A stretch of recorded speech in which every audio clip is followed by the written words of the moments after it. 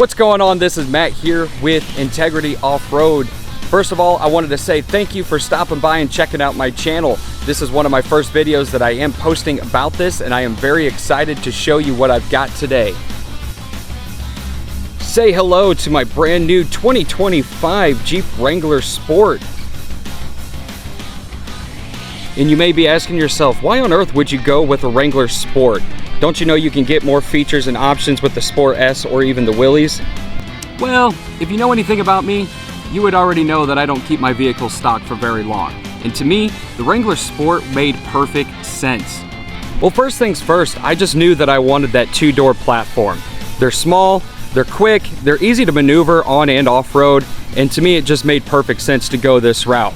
Now, for 2025, Jeep had 4 new colors to choose from. They had Mojito, which is a bright green. They had Juice, which is basically the same paint code as the Crush color from back in 2018, I believe. They had Fathom Blue, which was by far one of my personal favorites. And of course, this brand new 41, which is to pay homage to the 1941 Jeep Willys. Now this Jeep does come pretty basic, you know, it is as basic as it comes. It did have power locks and power windows, which was really the only must-have for me. And then an added bonus is that it came with the factory hardtop. Soft tops are easy to find. I can always replace it later on down the road if I choose to add the soft top to it. But for the winter time, the hardtop is definitely the way to go. Now, as I mentioned, with this being the base model, you get 9-inch halogen headlights along with the halogen fog lights and turn signals.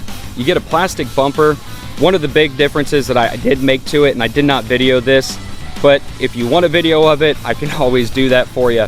I removed those trim pieces that go between the fender and the bumper. If you want to know how to do it, it was 8 7mm screws on each side, plus a couple of tabs that you have to release. Other than that, it's a simple process. 17-inch steel wheels wrapped with a 31-inch Nexen Rodian. Be honest, those are gonna go. Again, that's why I kind of chose this. I didn't want anything with a fancy wheel because I know that they're gonna be replaced. The one thing I wish this Jeep did have, but it does not come with, being the Sport model, is the proximity sensors for the door handles. I do have to take the key fob out of my pocket to unlock the vehicle, but other than that, it's not a make or break deal for me. Now, talking about lighting, the taillights are the halogen style taillight. Again, that is something that I may change later on down the road, but for as of right now, they are perfectly fine. Now, I do want to talk about the interior a little bit. For 2024 and 2025, they've really upped their game with this setup. As far as seating goes, you get this heather gray cloth interior. Now, this is pretty well standard amongst the Sport S, and the Willys. In order to get anything different, I believe you can get leather with the Willys. I'm not 100% sure on that, but I know you can definitely get leather with the Sahara and the Rubicon, and of course the 392. And on the dash, I'm not sure 100% what they were thinking when they did this, but they added like this gray denim material for the dash. I've looked into different ways to change it out. Unfortunately, as of right now, I don't see any way of changing it out. If I could get this in a leather, I would do it in a heartbeat, but it's not bad. And now the biggest changes for 2024 and 2025 is this massive 12.3-inch touchscreen display with Uconnect 5. I love this setup because it gives you wireless Apple CarPlay and Android Auto.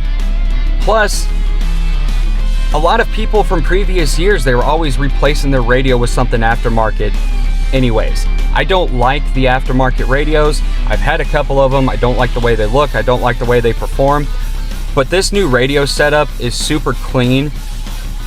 And in my opinion, I have no reason ever to change this thing out. I am that impressed with it. All right, let's go for a test drive. Hood's open.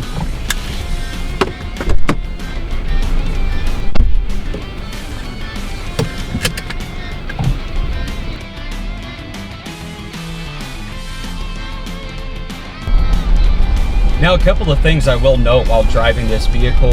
It's just how quiet it really is inside of the cabin as opposed to previous models. I had a 2015 couple of years ago. I absolutely love that Jeep. It came originally with a soft top, and I will say it was pretty noisy driving down the interstate. For the newer models, the JL models, they really stepped up their game as far as the soft top goes and how quiet it really is. And then the hard top is even quieter. I have no complaints about this at all. Of course, it is a little bit noisy as opposed to my Grand Cherokee, but for a Wrangler, it's not that bad. I can talk to my passengers in just a normal speaking level. I don't have to raise my voice or anything.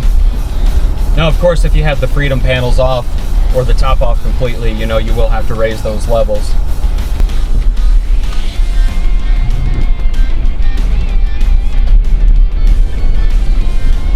Now, right now I am driving on the road that is known for having some pretty decent sized potholes, and I am doing my very best to hit every single one of them. And I mean, and this Wrangler handles it like a champ. I am absolutely in love with this 2025 Jeep Wrangler 2-door in the new 41 clear coat. Even though it is stock, it will not be stock for long. I mean, seriously, like 3 more hours and this thing is going in the shop. Thank you for stopping by and checking out the video. If you want to see more content on this guy right here, subscribe to the channel. I've got a lot of stuff planned for it, not just on this guy, but some upcoming vehicles from Jeep themselves and a lot more amazing content. Thanks for watching.